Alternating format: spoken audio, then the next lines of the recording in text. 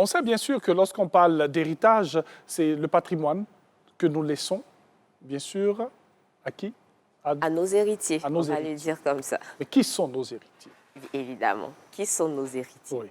C'est la question à laquelle C'est la nous question. allons répondre aujourd'hui. Vraiment. Mais on va répondre à cette question tout en demeurant dans le droit Bien sûr, ivoirien. ivoirien. Ça, c'est la précision. Hein? Bien sûr. Tout ce que nous disons ici, c'est au nom du droit ivoirien. Ivoirien. Alors, dans quel ordre de la famille peut hériter d'un défunt chez nous en Côte d'Ivoire? On peut hériter d'un défunt chez nous en Côte d'Ivoire. Oui, oui. Déjà, on peut hériter. On peut. C'est déjà une bonne chose parce qu'il y a certains pays dans lesquels où les règles de succession sont un peu plus complexes. Ici, en Côte d'Ivoire, donc en droit ivoirien, en principe, toute la famille peut hériter.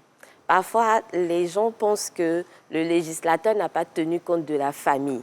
Si, on a tenu compte de toute la famille. Seulement, il y a un ordre. Et dans cet ordre-là, il y a préséance de certains sur d'autres. Du coup, si les premiers sont là, c'est sûr que ceux qui viennent après ne seront pas présents. Alors, quel est cet ordre-là? En droit ivoirien, ceux qui héritent en premier lieu, ce sont les enfants et les descendants d'eux. Donc, la ligne des descendants, c'est ceux-là qui héritent pour le premier ordre. Et lorsque vous êtes marié, le conjoint survivant vient en concurrence avec ces enfants-là. C'est-à-dire, il vient avec ces enfants-là pour le premier ordre de la succession. Quand il n'y a pas d'enfants, dans ce cas-là, ce sont les parents, les pères et mères. C'est bien précis, les pères et mères qui viennent avec le conjoint survivant, s'il y en a. Du coup, s'il n'y en a pas, c'est seulement les parents qui viennent, donc les pères et mères. Quand il n'y a pas de père et mère, c'est plutôt les frères et sœurs qui viennent en concurrence avec le conjoint survivant. Si c'est plutôt l'inverse, s'il n'y a pas de père et mère, qu'il y a des frères et sœurs, ce sont les frères et sœurs qui viennent avec le conjoint survivant. D'accord? Donc, au fur et à mesure, jusqu'à ce qu'on arrive aux collatéraux ordinaires.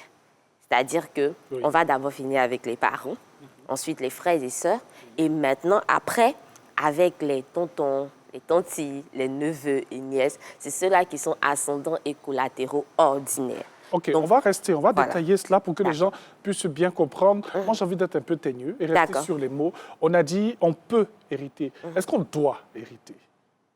La question de devoir hériter va dépendre du patrimoine. OK. Parce que n'oublions pas que le patrimoine, c'est l'actif et le passif. Bien sûr. Donc, on peut hériter parce qu'on est prévu par la loi comme étant héritier. Donc, on fait partie de la liste des successibles. Et lorsqu'on est appelé à cette succession-là, on doit hériter si ça nous convient. Si, par exemple, le passif qu'on doit n'est pas supérieur à l'actif, c'est normal qu'on hérite. Mais si on doit hériter finalement pour payer que des dettes et appauvrir nous-mêmes notre propre patrimoine qui n'est peut-être pas conséquent, dans ce cas-là, il faut bien réfléchir. Et on peut refuser? Bien sûr, bien sûr. Il y a des successions, il y a des acceptations sous inventaire. Donc, on attend d'abord de voir l'inventaire du patrimoine, de ce que le défunt a laissé, avant justement d'accepter, pour voir si on accepte de succéder ou pas. Donc, ce n'est pas parce qu'on nous a désignés comme successibles qu'automatiquement on hérite ou on doit hériter. On a le droit de l'accepter ou de refuser. Bien sûr. Voilà. Et s'il n'y a personne?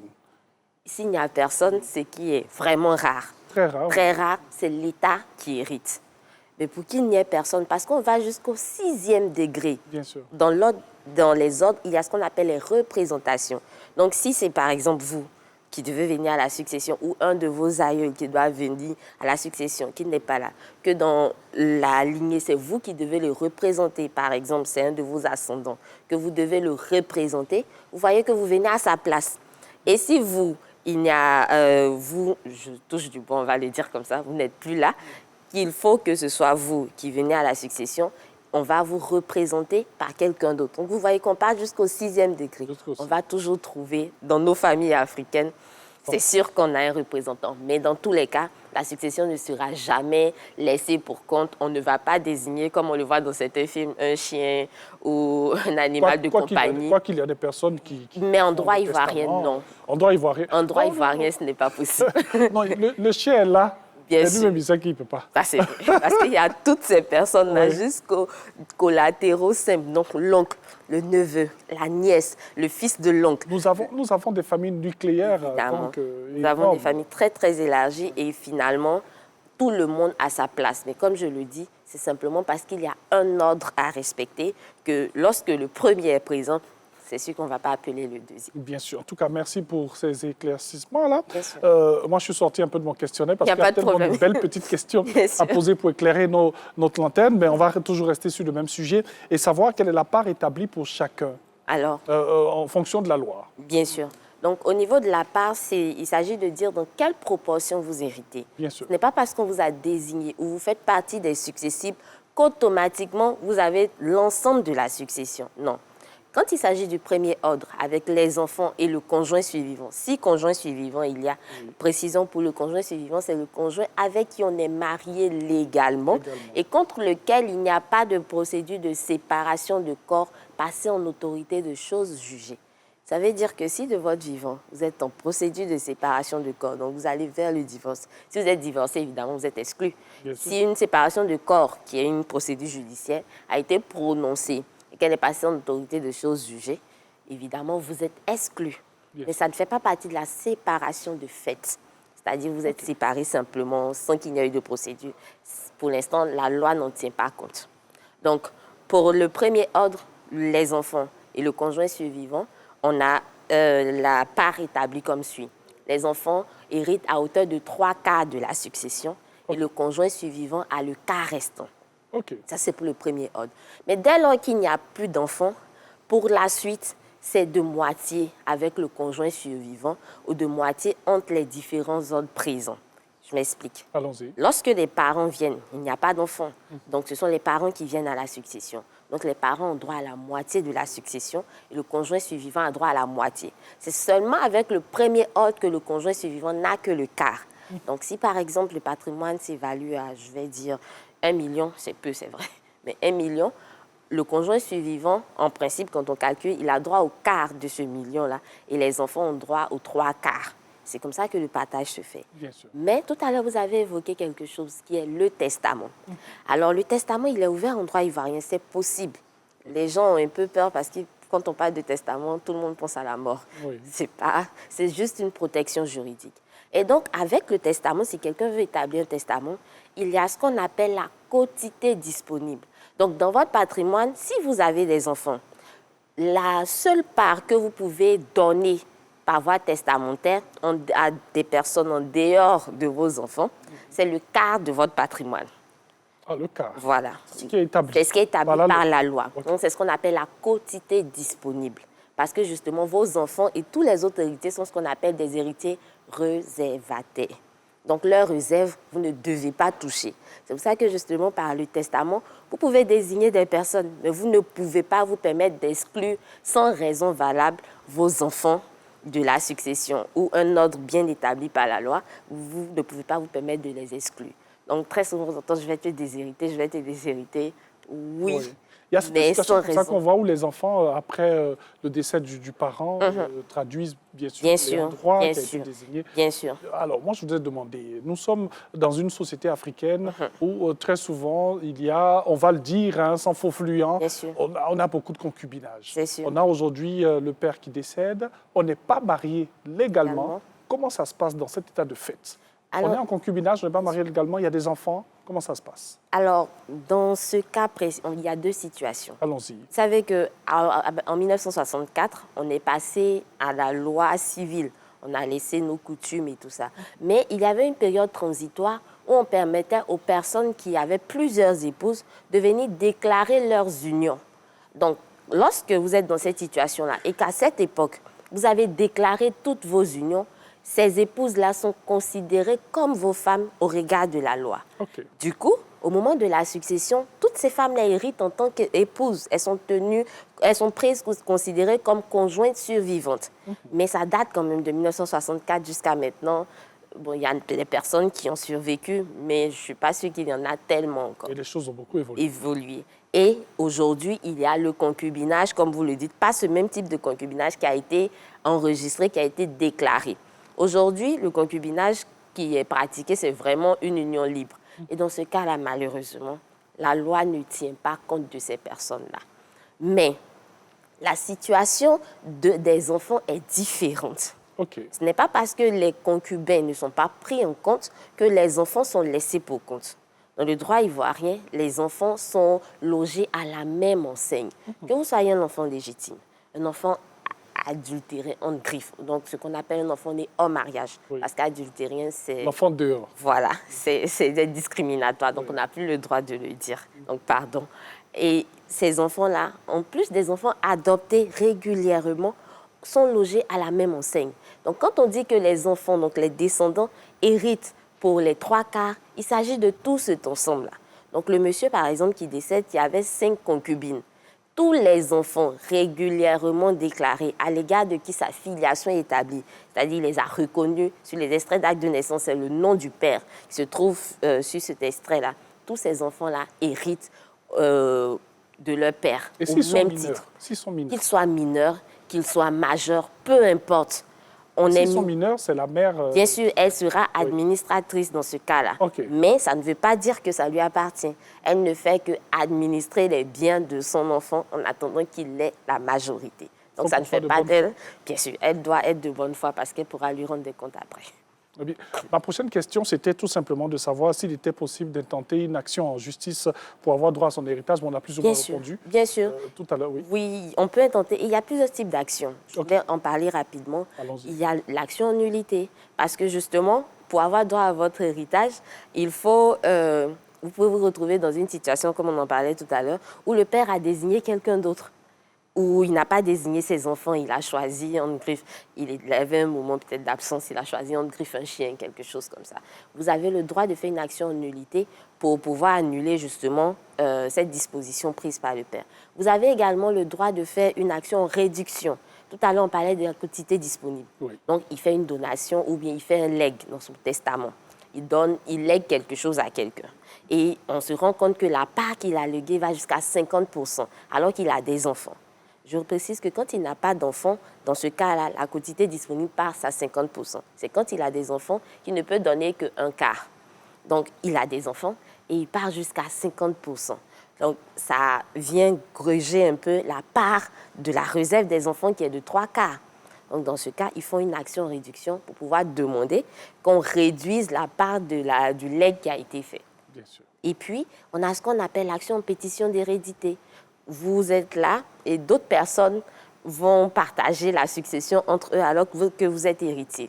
Donc, vous demandez justement à ce que votre droit d'héritier soit reconnu. C'est ce qu'on appelle une action en pétition d'hérédité. Et l'action en partage, c'est-à-dire qu'on finit, on est tous désignés héritiers. Mais ce n'est pas parce qu'on est héritier qu'immédiatement on fait le partage.